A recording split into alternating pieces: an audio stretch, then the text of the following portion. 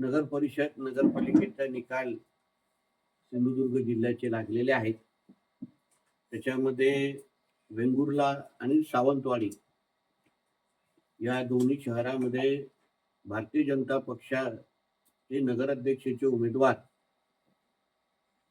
सावंतवाडीमध्ये श्रद्धाताई भोसले आणि वेंगुर्ल्यामध्ये राजन गिरपजी हे दोन्ही मोठ्या मताधिक्याने निवडून आलेले आहेत.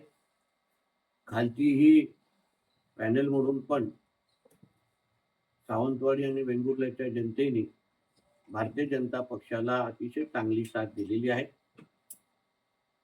मालवणमध्ये शिवसेनाच्या नगराध्यक्षाचे उमेदवार वरडकर मॅडम त्या निवडून आलेल्या आहेत आणि कणकवलीमध्ये शहर विकास आघाडीचे उमेदवार संदेश पारकरजी हे निवडून आलेले आहेत.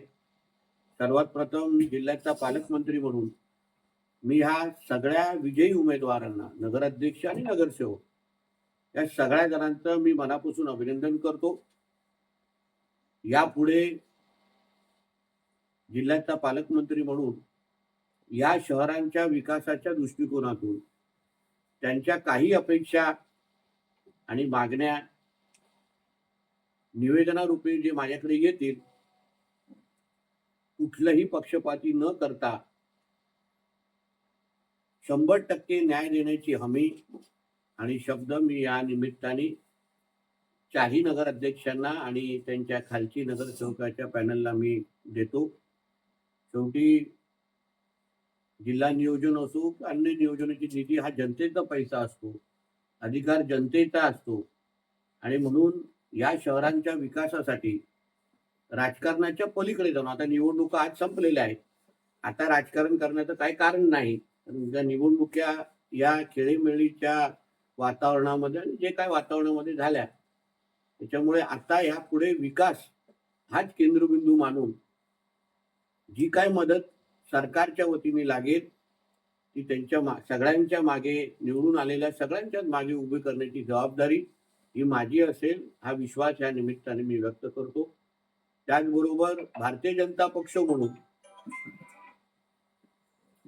आमच्या कार्यकर्त्यांचं प्रामुख्याने मी अभिनंदन करीन की अतिशय चांगली लढत त्यांनी ह्या निवडणुकीमध्ये दिली.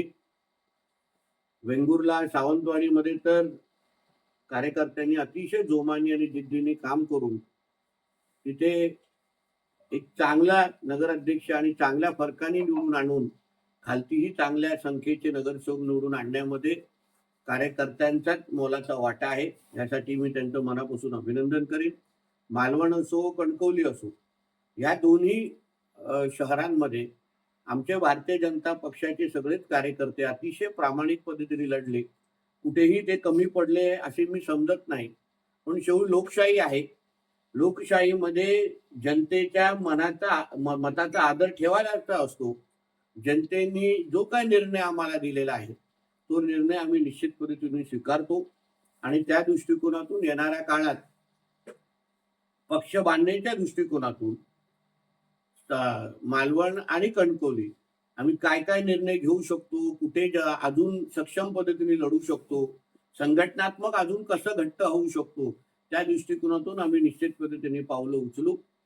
आणि म्हणून या सगळ्या अतिशय चांगल्या वातावरणामध्ये मी शिवसेनेचे कुडाळ मालवणचे आमदार त्यांच्याकडे कणकवली आणि मालवण या दोन्हीचे प्रभारी म्हणून त्यांच्याकडे पद होतं. ते आदरणीय निलेशजी राणेंचं मी मनापासून त्यांचं अभिनंदन करतो. त्यांच्या जिल्हा प्रमुखांचं अभिनंदन करतो. अतिशय चांगली लढत त्यांच्या नेतृत्वाखाली मालवण आणि कणकवलीमध्ये शहर विकास आघाडीचं पण नेतृत्व आदरणीय निलेशजींनीच केलेलं होतं आणि त्यामुळे या दोन्ही शहरांमध्ये जो विजय मिळाला ह्याच्यामध्ये त्यांचा सिंहाचा वाटा आहे. म्हणून त्यांचं मनापासून अभिनंदन करतो.